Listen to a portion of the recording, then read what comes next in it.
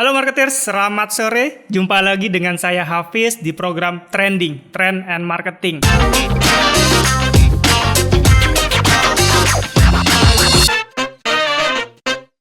Kali ini bahasanya sangat menarik. Pasalnya, kalian pernah tahu nggak sih bagaimana sebuah karya musik itu bisa populer dan terdengar atau sampai ke telinga kita semua? Ternyata prosesnya nggak sederhana. Banyak sekali pihak-pihak yang terlibat dan bahkan di era pasca pandemi ini banyak sekali perubahan yang telah terjadi di industri musik. Untuk mengulik rahasia-rahasia apa sih yang terjadi di industri musik, saya sudah kedatangan Mas Andreas Pratama, Direktur Utama Dominion Records. Selamat sore, Mas Andreas. Sore, halo marketeers. Yes, thank you Mas sudah berkunjung. Mungkin sedikit mengenai Dominion Records. Dominion Records ini dibentuk atas gabungan dua manajemen musisi, yakni Locker Talent dan Lifehouse Entertainment. Beberapa artis dan band ya Mas ya, yang dinaungi di bawah Dominion Records ini ada Reality Club, sudah pada tahu dong. Ada Teza Sumendra, Vira Talisa, dan yang lainnya. Nanti kita ngobrol-ngobrol lagi nih, siapa aja sih yang rising star dan mungkin bagaimana Dominion Records scouting talent dan lainnya. Nah, ide ini berdiri sebagai label rekaman yang tercetus karena adanya kondisi yang tidak memungkinkan untuk tampil langsung saat pandemi. Nanti kita bisa kulik bagaimana Dominion Records bisa beradaptasi terhadap pukulan yang dihadirkan oleh pandemi di industri musik tanah air. Kita langsung aja, Mas Andre. Mungkin bisa cerita, Mas. Benar nggak sih, Mas, industri musik pasca pandemi ini sudah banyak perubahan yang terjadi? Pasca pandemi sebenarnya lumayan signifikan kalau dari kacamata saya ya gitu, karena pandemi itu kan nggak sebentar gitu, efeknya juga nggak sebentar gitu. Jadi start dari 2020, 2021 mungkin udah agak ringan, tapi ada gelombang kedua, 2022 itu pun masih ada gelombang lagi kan gitu sebenarnya. Jadi kalau misalnya dibilang pandemi itu cuma 2 tahun, hitungan kotornya tuh sebenarnya nggak bersih 2 tahun gitu, naik turun pasti. Dan industri musik terimpact itu jelas dari sisi live. Jadi ya tentu event-event shutdown, festival lagi nggak ada, live di tempat-tempat lain pun dari yang festival paling besar sampai di kafe-kafe juga nggak ada gitu. Ngumpulin massa pun nggak bisa gitu kan. Jadi semua itu kita ngerasa sewaktu pandemi itu ada sedikit semacam transisi ke digital gitu pasti. Jadi dari sisi live itu kemudian berubah menjadi sesuatu yang bisa dinikmati dari sisi online gitu. Jadi dulu memang ada masanya kita dan artis-artis kita itu ada demand-nya, mungkin nggak sebanyak biasanya gitu, tapi ada masanya demand-nya itu datang dari penggemar-penggemar yang memang ingin menyaksikan kita secara online gitu. Jadi kita setup sendiri semuanya di studio, terus kita manggung seperti biasanya gitu, tapi di live stream ke YouTube acaranya gitu misalnya, atau ke event-eventnya gitu. Jadi ada juga dengan produksinya yang sangat proper, tapi outputnya tetap online gitu. Nah itu sebenarnya satu dari sekian sedikit yang bisa dibilang menggantikan, karena sebenarnya itu nggak truly menggantikan live pada umumnya, karena orang kan pengen sensasinya nonton konser bareng-bareng, pengen energinya, pengen ketemu teman-teman gitu. Jadi itu sebenarnya sementara lah gitu, dan itu masih bisa digunakan untuk kita tanda kutip survive ya gitu selama pandemi. Cuman menurut saya sih sebenarnya perubahan atau shift terbesar dari pandemi itu sebenarnya cara orang nikmati musiknya sih, dan discover musiknya gitu. Jadi dulu mungkin orang bisa tahu musisi A, musisi B itu karena nonton live mereka gitu, datang ke acara-acara atau dapat rekomendasi dari teman. Jadi pelan-pelan itu musisi itu secara discovery pelan-pelan tuh makin ke expose lah gitu ke orang dari rekomendasi tersebut, dari word of mouth itu. Nah, cuman karena ada pandemi, orang kan fokusnya jadi online semua kan gitu. Mereka hari-hari ya nonton Netflix, buka YouTube, buka HP gitu, karena emang gak ada lagi yang bisa dilakukan gitu. Nah, salah satu dari sekian banyak platform tadi, salah satu yang memang lagi rising ke beberapa tahun belakangan itu TikTok gitu contohnya. Dan sekarang kita bisa saksikan dan nikmati sendiri juga gimana musik-musik yang sebenarnya mungkin udah dari tahun lalu atau dari 2 tahun lalu, 3 tahun lalu di TikTok tuh cepet banget jadi tren gitu, jadi konten. Karena di periode menurut dugaan kita gitu ya, di periode pandemi itu karena orang tuh atensinya udah di online semua gitu. Jadi ada momen di mana sebenarnya orang-orang tuh udah ketemu titik jenuhnya mereka di online gitu. Itu kenapa mungkin konten-konten video yang versi panjang itu makin kesini tuh makin kurang menarik gitu. Mungkin menarik tapi hanya tersisa untuk beberapa konten kreator aja gitu. Jadi yang misalnya udah biasa bikin video tutorial masak setengah jam ya udah gitu. Tapi kalau misalnya ada orang lain mau coba masuk ke situ, buat orang udah nggak menarik gitu. Karena attention span-nya udah jenuh sepanjang pandemi gitu. Jadi kenapa sekarang yang makin simple, yang makin short itu makin berjaya lah gitu di tahun-tahun ini. Contohnya TikTok gitu. Instagram juga ada Instagram Reels. Dan sekarang tuh hampir semua sosmed yang kita tahu dan kita punya itu punya format short video seperti itu gitu. YouTube pun sekarang juga ada. Nah itu karena dugaan kita satu, karena ada orang itu sudah ketemu titik jenuhnya dari video-video panjang yang mungkin buat mereka tuh udah kenyang lah gitu selama pandemi. Dan yang kedua lebih singkat aja gitu, lebih mudah kalau ada konten yang kita nggak suka tinggal swipe gitu, geser gitu. Dan itu satu. Dan yang satu lagi yang kita temuin menarik itu adalah jadi di label kita itu kan kita juga ngelakuin riset ke pendengar ya gitu. Jadi nggak mungkin sesuatu yang banyak orang belum kepikiran kalau misalnya musik itu adalah sebuah komoditi yang dimana ya kita jual sama kayak kita jualan barang-barang lainnya gitu yang kita temuin di kehidupan kita sehari-hari gitu.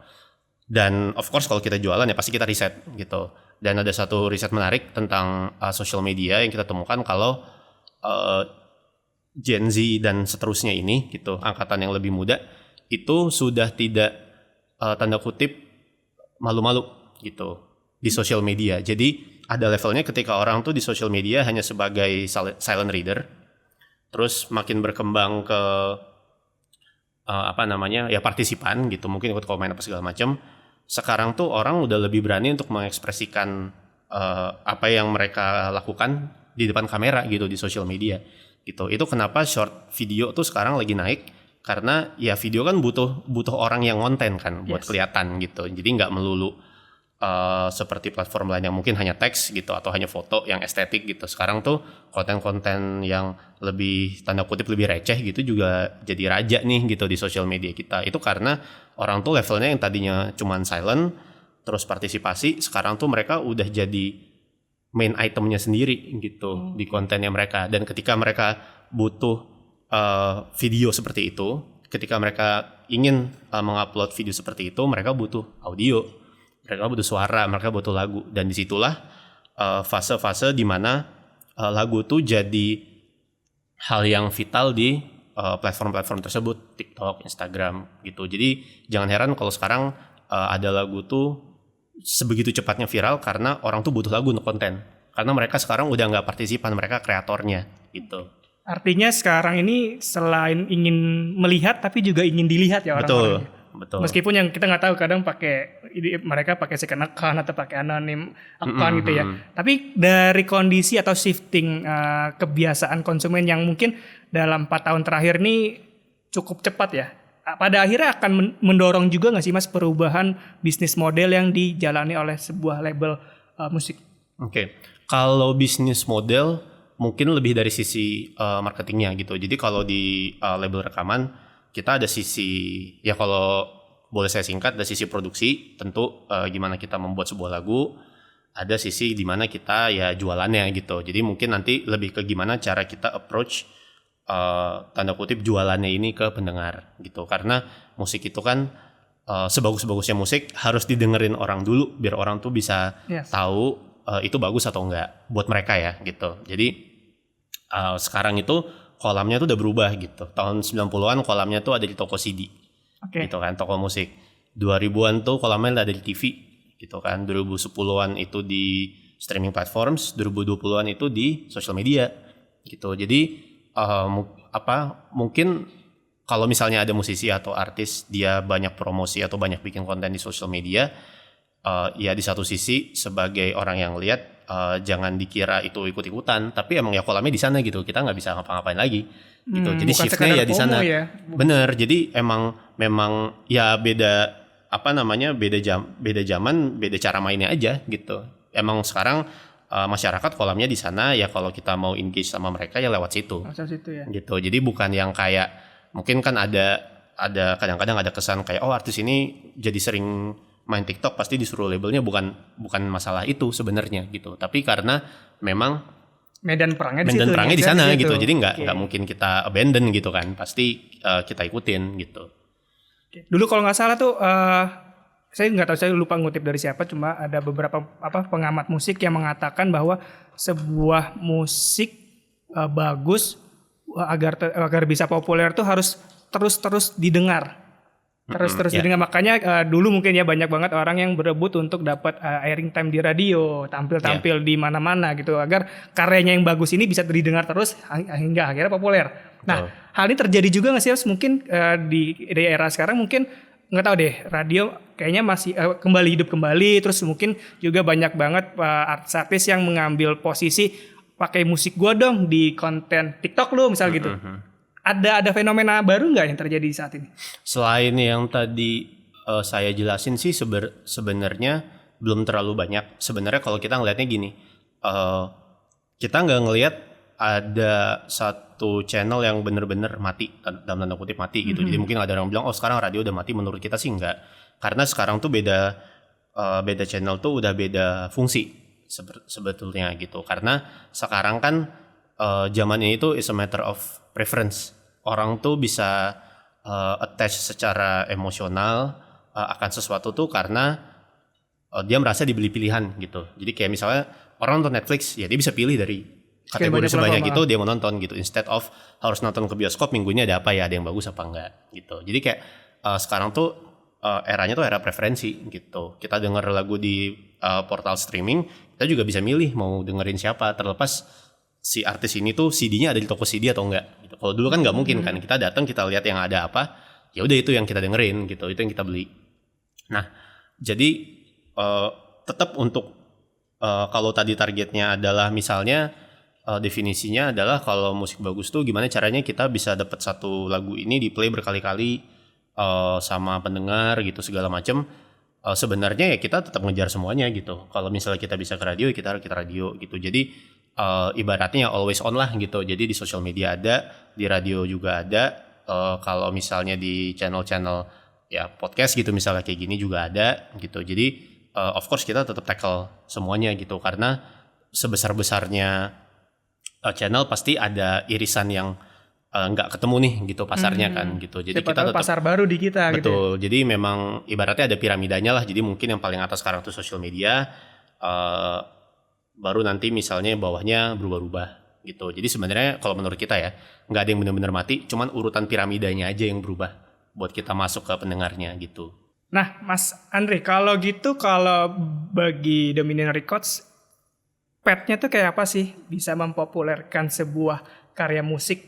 Mungkin starting dari dapur rekamannya dulu, lalu udah jadi nih barangnya nih, bakal Mas Andre apa nih? Gorengnya gimana Mas? Iya, kalau tentu sih rekaman itu penting ya. Maksudnya kita di sini mungkin saya juga pengen menghilangkan asumsi kalau kayak label tuh suka nyuruh artis bikin lagu A karena yang terkenal lagi A gitu. Sebenarnya enggak.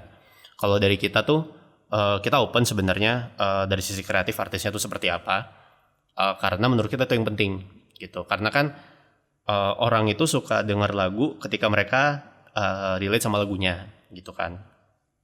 Cuman untuk relate, supaya orang tuh bisa relate sama konteks lagu yang ditulis, penulisannya juga harus pure dari artisnya gitu. Karena artis kan manusia gitu. Orang tuh kadang suka nyari di sebuah lagu sisi manusianya tuh di mana gitu, apakah di liriknya, di cara nyanyinya, di produksi tata suaranya gitu misalnya. Jadi itu yang secara komitmen kita nggak boleh sentuh sebenarnya. Untuk gitu. menjaga otentitas juga. Betul ya, gitu, karena daya tarik orang kan gitu kan ketika orang udah dapat preferensi, mereka mau yang sedekat mungkin sama mereka kan gitu. Hal-hal yang mereka konsumsi, mereka mau yang tanda kutip tuh sedekat mungkin sama mereka. Kalau misalnya dari sisi penulisan aja kita udah intervensi, itu udah nggak mungkin akan deket sama orang. Gitu. Jadi itu kita jaga. Jadi dari segi kualitas itu udah. Begitu lagunya udah jadi, baru kita switch mindset dari yang tadinya authenticity gitu, kreativitas, ke ya sales gitu, ke marketing segala macem gitu. Nah, kalau untuk indikator kita tuh punya semacam nggak bisa dibilang formula sih, tapi kalau kayak semacam acuan lah gitu. Artis atau musisi itu yang kita kejar itu sebenarnya adalah konsistensi gitu. Oke. Jadi karir yang panjang, umur lagu yang panjang harus seperti itu, karena musik biarpun itu industri kreatif itu adalah sebuah karir gitu. Kalau kita semua pekerja itu bisa pensiun di usia 65, ya musisi juga cita-citanya kayak gitu sama gitu. Kita menghindari, biarpun mungkin ada orang lihat oh ini terkenalnya cepat segala macam, tapi kalau di umur 40 udah ngapa-ngapain ya bingung juga kan gitu. Jadi konsistensi itu harus selalu dijaga. Nah, konsistensi dan relevansi itu gimana cara ngejaganya itu kita, kalau saya pribadi parameternya ada 3. Satu itu sosial media, kedua itu platform streaming musik, ketiga itu live panggungan gitu. Jadi artis yang sehat biasanya yang 3-tiganya ini jalan. Panggungannya jalan, streamingnya jalan di portal streaming, di sosial media juga eksis.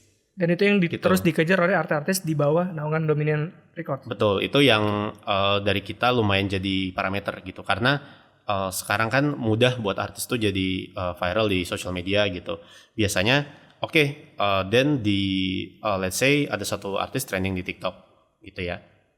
Lalu nantinya kalau di TikTok itu naik, biasanya di portal streaming juga naik gitu. Tapi dari live-nya seperti apa gitu, dijaga nggak gitu eksistensinya secara nyata gitu, di penggemar, fanbase-nya diperhatikan atau tidak gitu.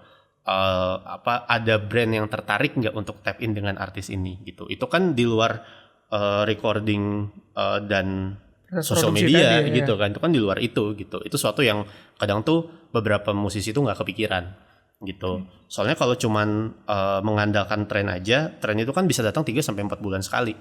Gitu.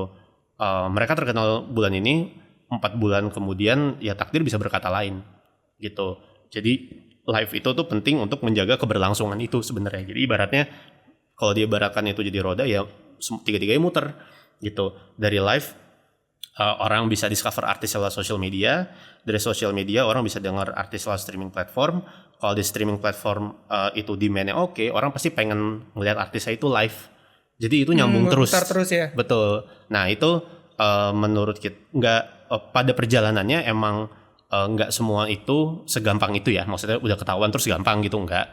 Cuman itu yang selalu kita coba kejar, bisa nggak sih sebenarnya sebuah musisi itu aktif di 3-tiganya gitu. Ini kan seperti ayam dan telur ya Mas, mana duluan? Bener, ya. Pada akhirnya bisa nggak sih kita bentuk tren itu jadi mungkin artis gue harus jadi trending nih, itu bisa kita bentuk nggak sih, bisa kita dorong nggak sih, atau memang ya udah kita nunggu aja nih sampai kemakan apa yang kita produksi, apa yang sudah kita lakukan dari 3 channel itu? Jujur kalau dari sisi promo ya, kalau dari sisi promo sih bisa gitu, dan itu sesuatu yang emang kita selalu usahakan. Biarpun pada akhirnya kalau kita perhatiin 3, 4, 5 lagu yang sekarang lagi trending di social media, itu tuh sesuatu yang sebenarnya nggak ketebak juga gitu dari orang gitu. Ada lagu-lagu yang dari tahun 2023, 2022 tuh trendingnya baru sekarang.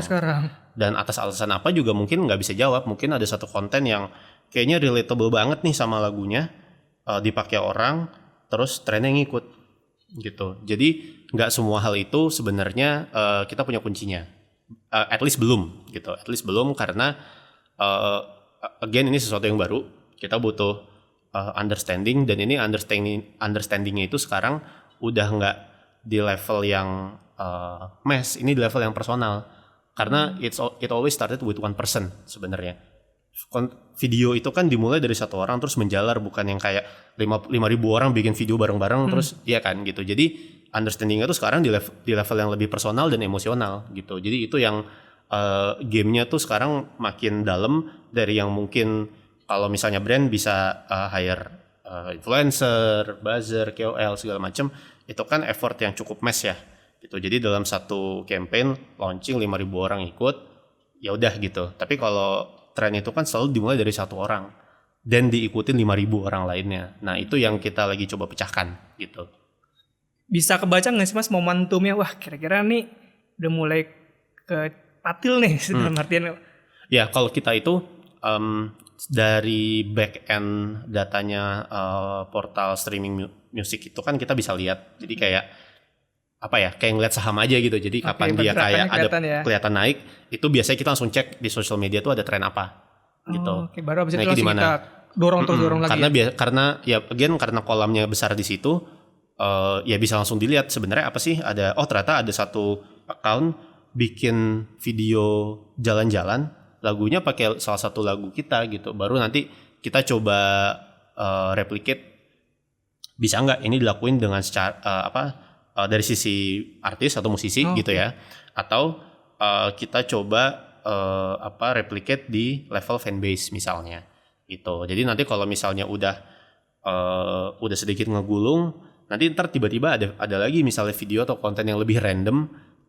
menggunakan lagu yang sama gitu. Jadi yang tadinya mungkin lagunya Patah Hati tiba-tiba dipakai masak gitu, tiba-tiba dipakai jalan-jalan, kan ada aja gitu. Jadi semakin jauh dari konteksnya itu sebenarnya udah semakin mess menurut kita. Jadi kita selalu start dari yang kontekstual dulu, baru ntar pelan-pelan trennya itu mulai menjalar ke hal-hal yang kayak ini kan lagu putus ya, kok jadi lagu masak nasi goreng gitu, ya, bisa aja gitu. Gak nyambung sama sekali gitu ya. Ya di situ tandanya kayak oh ini lagu tuh udah ya mungkin kalau mau dibilang viral ya udah viral, tandanya di situ sih gitu menurut kita. Oke, next project Mas. Dominant Record mau ngapain nih? Mau ada apa nih? Next project sih artis-artis kita beberapa lumayan padat dari sisi produksi. Jadi kalau kita sih dari sisi perilisan lagu itu biasanya kita selalu prepare A to Z-nya tuh mau ngapain gitu. Jadi dari misalnya produksi itu biasanya udah ketahuan, oke, mau dirilis kapan, waktu rilis kita mau ngapain, apakah mau ada tour, apakah mau ada kegiatan, apa ada sesuatu yang opportunity yang bisa kita tawarkan sama mungkin partner atau brand atau apapun itu gitu selagi kita sedang bekerja atau beraktivitas gitu kan. Dan ya kita lagi nyiapin lumayan banyak kegiatan untuk tahun 2025 lah gitu. Nggak semuanya bisa aku bocorin, tapi sebenarnya kita selalu tiap tahun selalu ada agenda tersendiri terlepas siapapun itu artisnya. Pasti gitu. Banyak kejutan ya Mas.